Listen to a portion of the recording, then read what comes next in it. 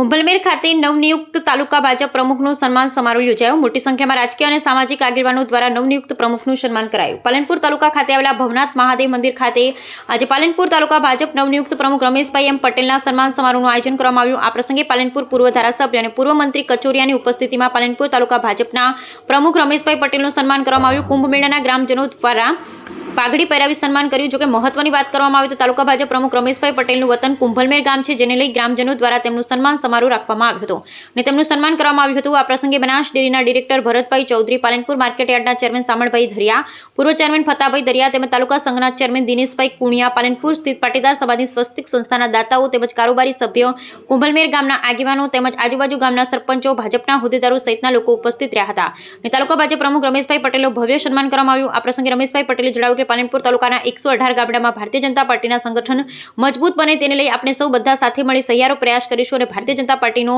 વ્યાપ વધુમાં વધુ વધે તે માટે તેમણે ઉપસ્થિત તમામ લોકોને અપીલ કરી। બ્યુરો રિપોર્ટ ભરત ઠક્કર, ડીસા।